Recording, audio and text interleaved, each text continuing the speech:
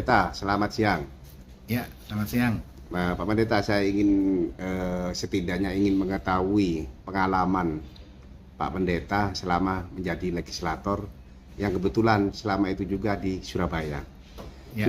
Yang saya tahu Pak Pendeta sudah 3 kali pindah partai. Ya. Bisa diceritakan pengalamannya, Pendeta? Ya, jadi yang pertama-tama semua karena Tuhan. Jadi saya terpilih 2009, 2014 itu dari Partai Damai Sejahtera.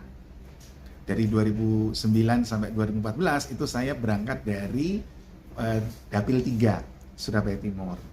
Kemudian menjelang akhir 2014, di 2012 itu ada verifikasi dan ternyata tidak lolos verifikasi. PDS-nya nggak lolos. Ya. Akhirnya kami bersidang di MK, teman-teman caleg yang dari partai yang tidak lolos. Singkat cerita, kami dibolehkan oleh MK untuk tidak diganti, tidak di PAW, tapi keputusannya dikembalikan ke partai masing-masing. MK saat itu hakim menyampaikan kalau berangkatnya dari partai yang tidak lolos, maka boleh tidak di PAW. Tapi kalau misalnya berangkatnya dari partai yang lolos verifikasi, ketika dia pindah partai maka harus wajib di PAW. Nah, karena saya berangkat dari Partai Damai Sejahtera yang tidak lolos verifikasi, maka dikembalikan ke partai. Ketua Umum pada saat itu, Pak Ruyandi Utasoid menyampaikan mengambil tanggung jawab tidak ada PAW. Nah, singkat cerita akhirnya saya kembali berlaga, berkontestasi di 2014 melalui Gerindra. Dan oleh kemurahan Tuhan juga saya terpilih pada saat itu di periode kedua. Dapilnya sama Surabaya Timur sampai dengan 2019. Ketika 2019 menjelang 2018 akhir itu sebetulnya saya sudah ada di persimpangan jalan. Persimpangan jalan yang pertama adalah saya tetap maju dalam kontestasi Pileg 2019, tapi satu sisi saya juga persiapan maju untuk wali kota, pilwali di Kota Ambon. Akhirnya sampai dengan kontestasi 2019 selesai, kemudian saya tidak lanjut, saya purna.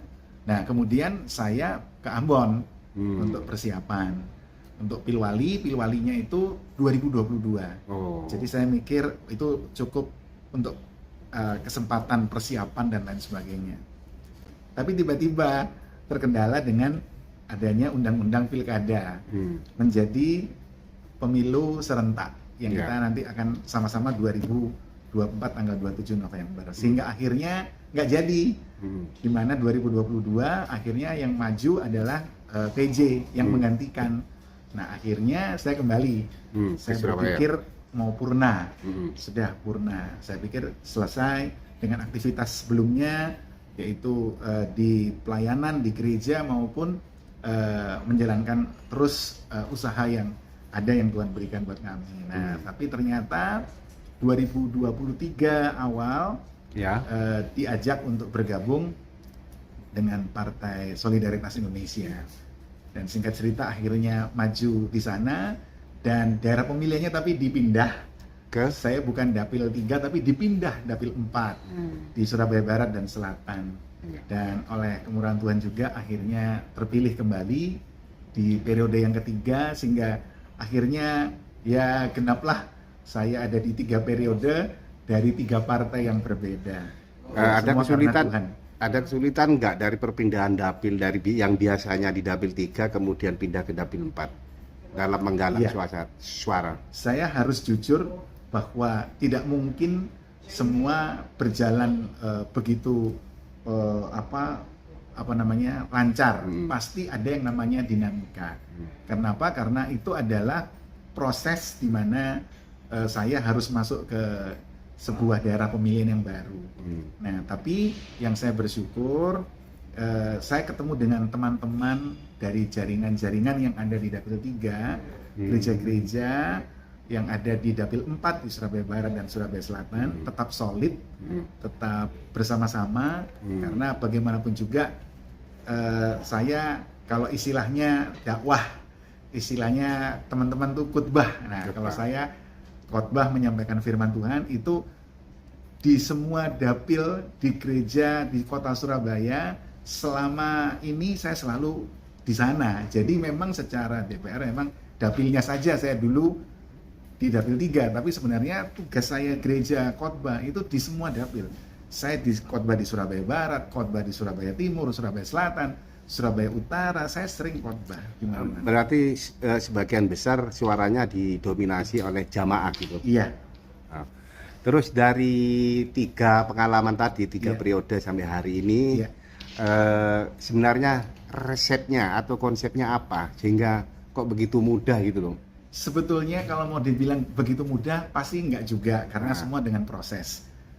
Tetapi kunci utama adalah hasil kerja di 2009-2014, kemudian dilihat oleh teman-teman ketika saya maju untuk 2014-2019. Hasil kerja nyata inilah yang kemudian membuat mereka tetap bersama dengan saya. Terpilih di 2014-19.